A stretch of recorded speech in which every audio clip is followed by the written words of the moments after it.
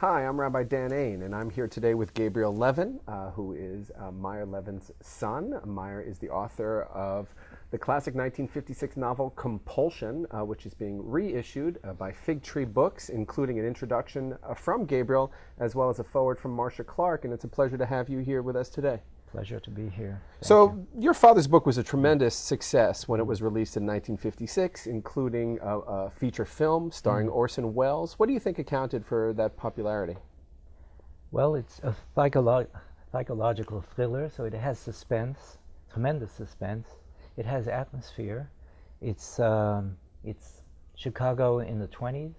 It's my father's hometown. He knew it well. He had written at least 4 or 5 novels taking place in Chicago, so there's a wonderful feeling for his own neighborhood and for even the slang, the conversational, idiomatic speech of the times.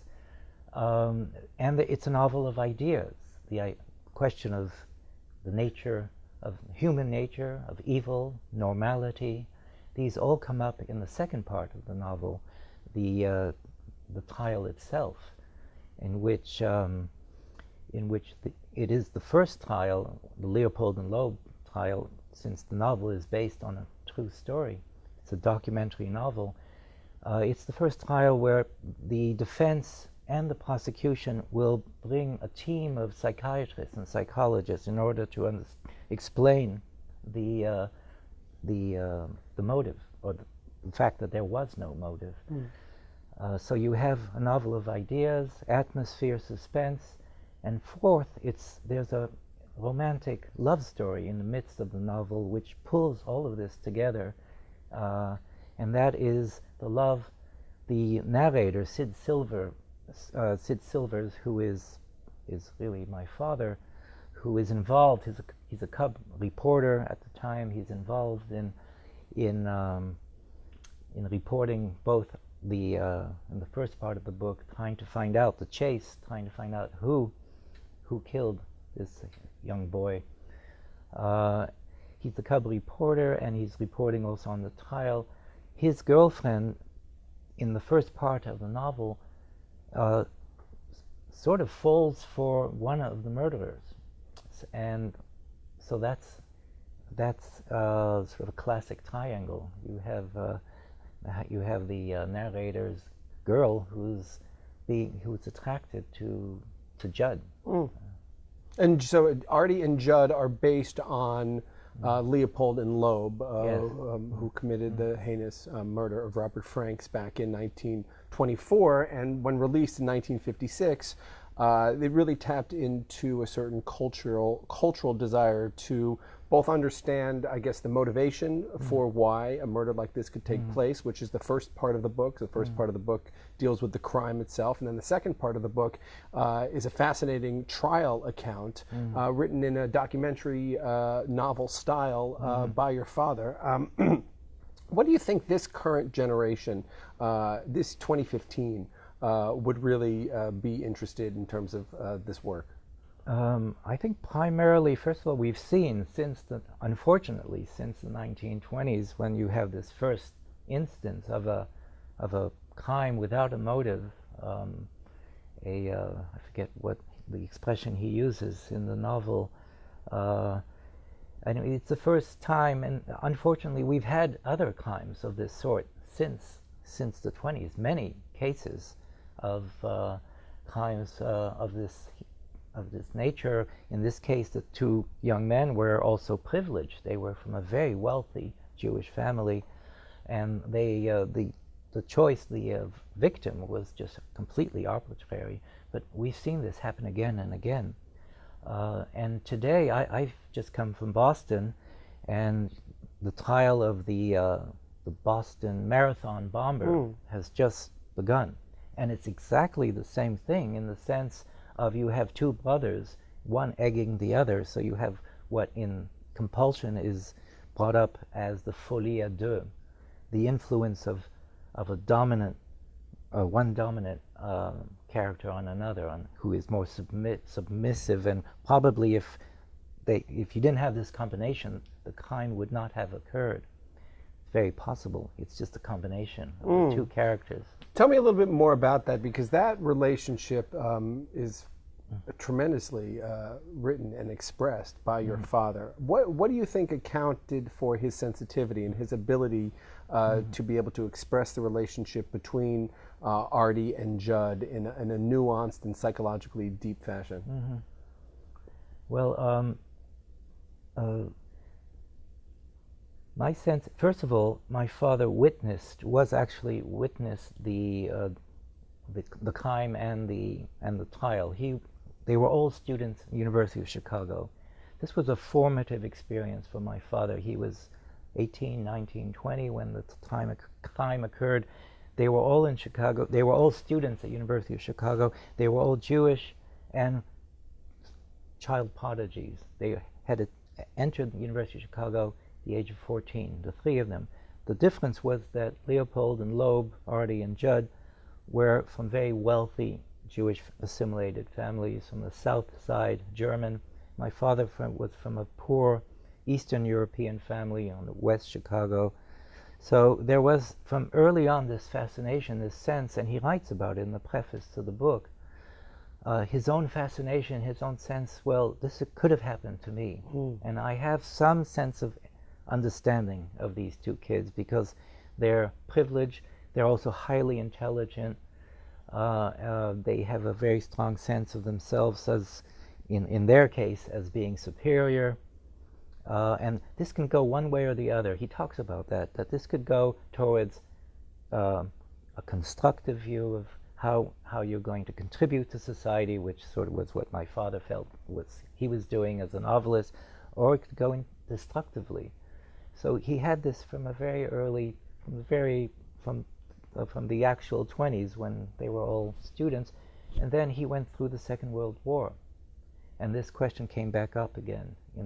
He was a war correspondent during the Second World War and went into the concentration camps. And again, the question came up, how did this happen?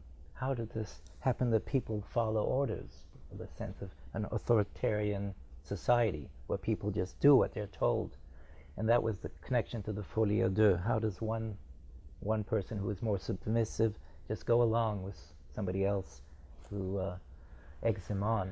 Now, in writing that relationship, it's a fictionalized account, but he used the documents prepared at trial and the psychological studies to be able to flesh that relationship out a little bit. And in your foreword, you talk a little bit about the homosexual attraction between Judd and Artie.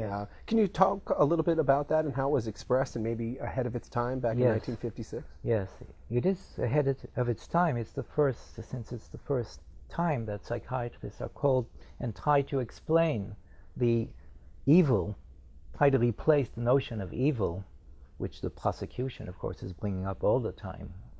The heinous crime, the evil of the committed, and the defense trying to understand this in terms of a sickness.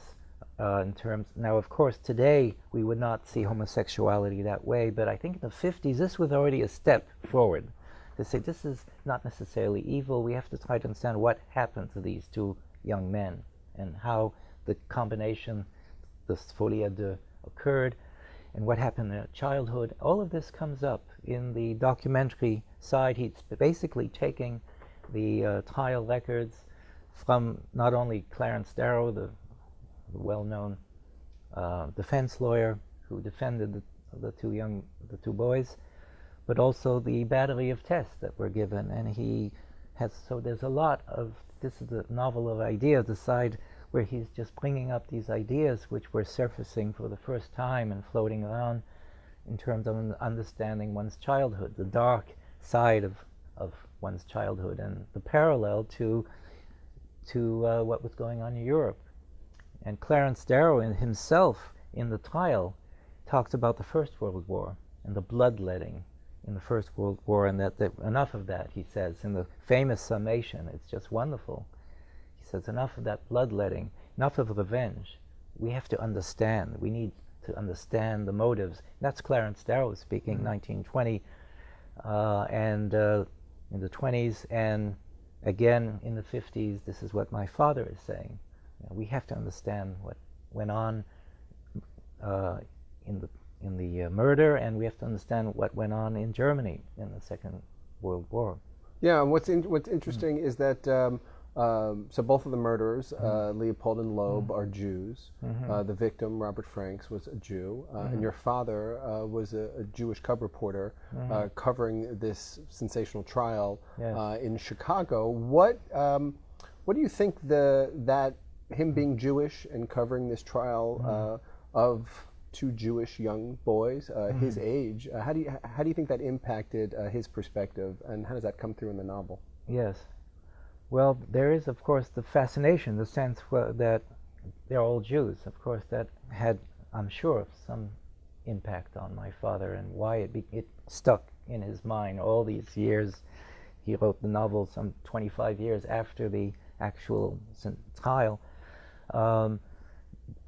There is a sense, it's interesting that in an earlier novel, The Old Bunch, which is about growing up in Chicago, he has several pages on the trial. So you see, he's already in the 1930s. He's obsessed with the trial, and there you get some of the Jewish preoccupation, because in Compulsion itself, it's not the dominant tone. It's there, but it doesn't dominate the novel. I'd say more wealth dominates the novel, and maybe that's why it was such a bestseller across the board. But in Old Bunch, these are Jews in the poor neighborhood of West Chicago, and they're all discussing the trial, and they can't understand it. How could this happen to one of ours?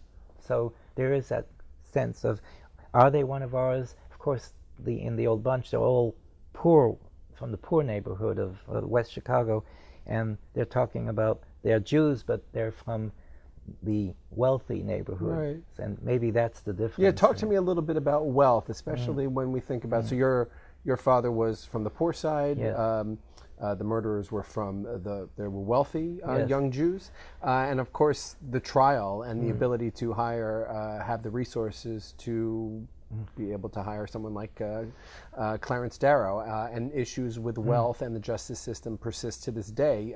Can you speak a little bit about how that's expressed here? Well, it's interesting that Clarence Darrow always defended the poor, and this was, I think, the only trial where he decided to defend the rich, because he felt, and it's in the book, that they would not get a fair trial, being also Jewish and wealthy. And Clarence Darrow was not Jewish, and this was toward the end of his life, and that's that's an issue in the novel, and I think that the issue of the media is already there also. The influence of the journalists and who are hovering around the trial constantly, and also in the first part of the novel, the journalist, he himself, the narrator, being a cub reporter. And before they actually capture the two, Leopold and Loeb, Judd and Artie, they're constantly there. The city is in a state of panic, and this too is part of the suspense that's very well done in the novel. That the sense of panic, the rumors that are and every day the newspapers keep finding somebody else, another scapegoat, until they actually find the murderers. But nobody wants to believe that it's these two kids. In fact, Artie is constantly talking to the police, and as if helping them. And of course, they won't consider him as a possible suspect till the very end of the first part of the novel, because he's smart, he's wealthy, and it's Marcia Clark writes in her foreword, though this trial took place in 1924, the book raises issues pertaining to society and our justice system, such as popular biases, groupthink, and the inherent, perhaps unflexible flaws in our legal system that are as much in evidence today as they were back then. And she writes, today every practicing trial lawyer knows that the media holds sway over the court of public opinion. Now, it's interesting to see this play itself out back in the 1920s when we're still very much today dealing with the court of public opinion. Yes, very true. Now, you used a word to describe your father, obsessed. Yes. You said that this was so he was a cub reporter on this trial, and then he was obsessed with it to a certain extent. And one of the fascinating aspects of the book, and I think what really drives it forward, is that almost that desire, or perhaps a compulsion, to understand what is going on here with Artie and Judd, or Leopold and Loeb. What brings them, what goes on in their minds to figure out how they're able to have the capacity to commit this crime. And I'm wondering, what do you think it was that was such a source of obsession for your father, or maybe a compulsion on his part to understand their murder? Yes, well, my sense is the compulsion, the obsession, and it's later on my father would write a novel called The Fanatic, and then another novel called The Obsession. So he clearly had a sort of obsessive side to his personality, which I was quite familiar with as a child.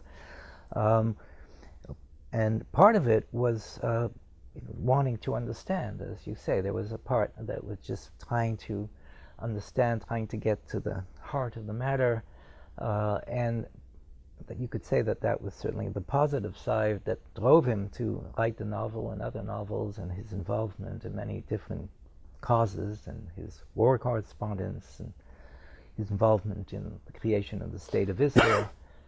So there is this, on the one hand, this desire, this need to understand, as a novelist, need to understand human nature. And I think he gets to it through the girl, which is a fiction. I mean, she didn't actually exist. I mean,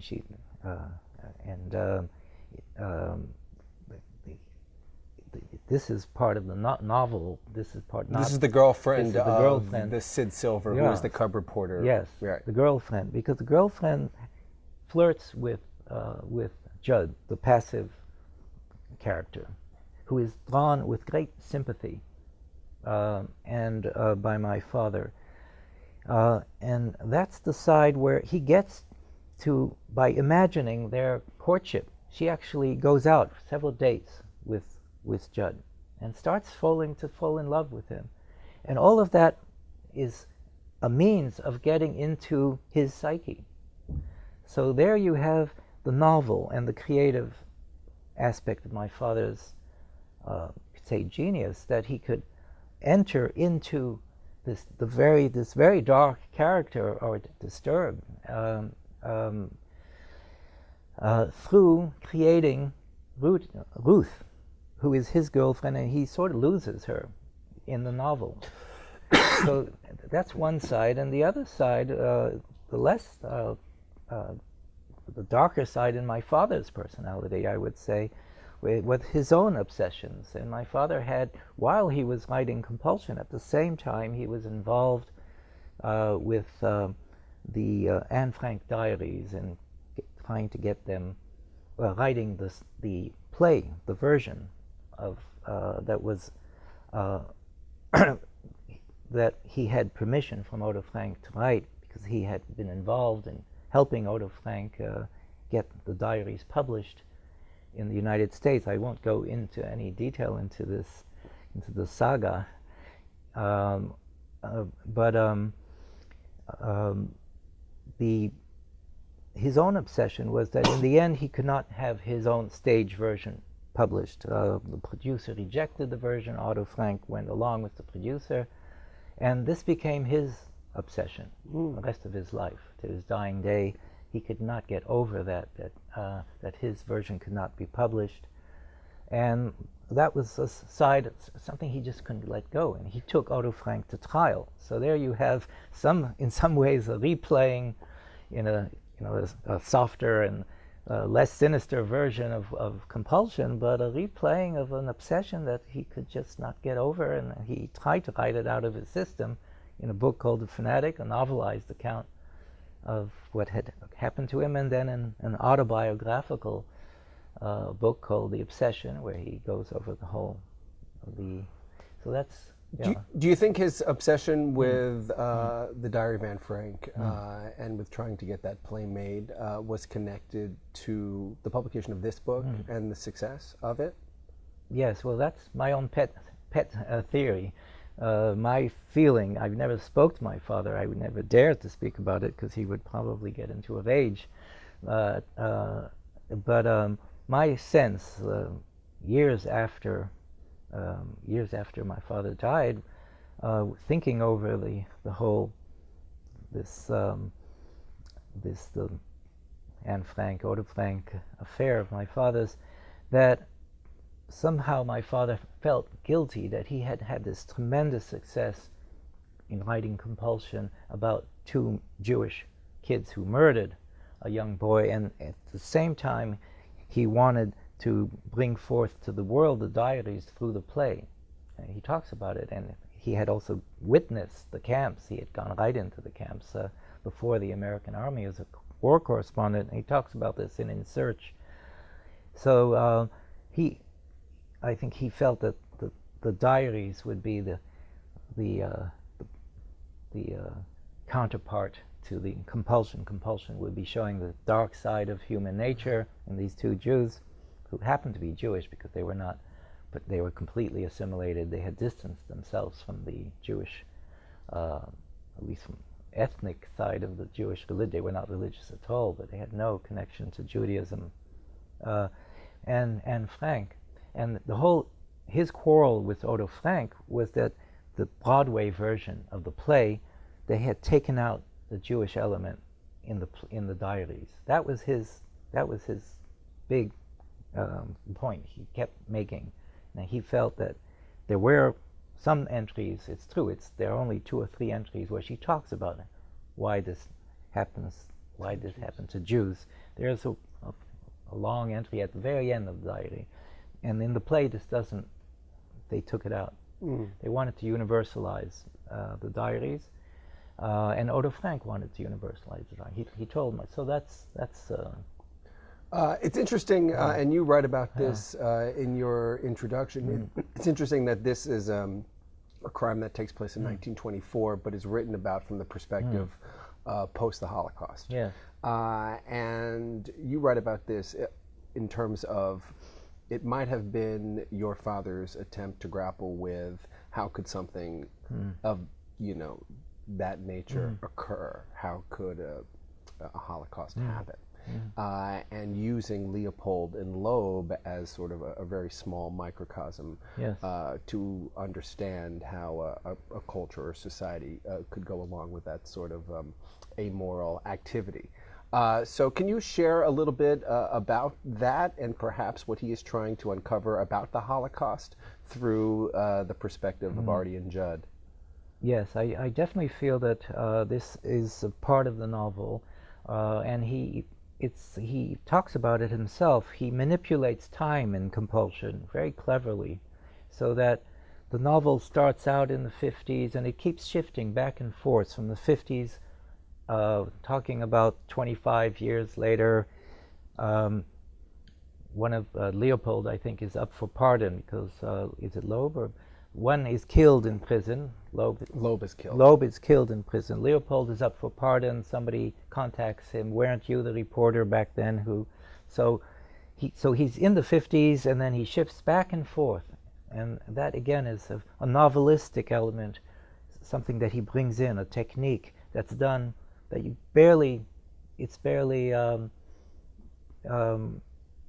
it's not, you don't feel it. It's done in a very subtle way. He comes back and forth. Sometimes he says, I'm now imagining Sid Silver says, I'm imagining my girlfriend with Artie, and it's very painful for me to imagine them together. So he's back in the 50s, this back and forth, and then he tells you in the beginning, he talks about the Second World War, and he says, right in the beginning, he says, something happened to me at the end of the war when I was a war correspondent. I'm not going to tell you, it's going to come up at the end of the novel, which made me understand that this is inside all of us. This murderous impulse, this black, dark side is in us.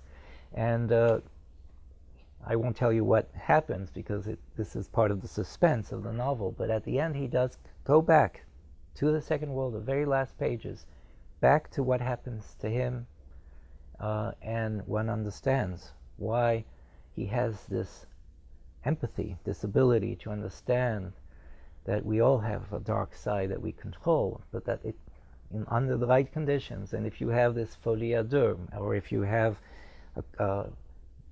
Nazism, and you have a system, a very authoritarian system, that it can happen even to an entire society. And I think that's part of the novel. That's why he wrote it in the 10 years after the Second World War. Marcia Clark writes that there could have been no better person to write this book.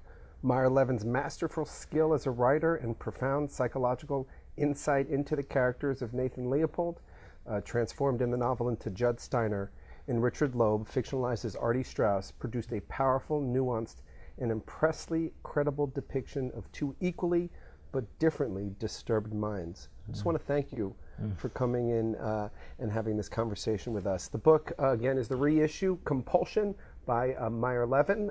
It is being reissued by Fig Tree Books, and you can get it on Amazon or wherever you buy your books. It's been a real pleasure. Thank you so much for talking to me.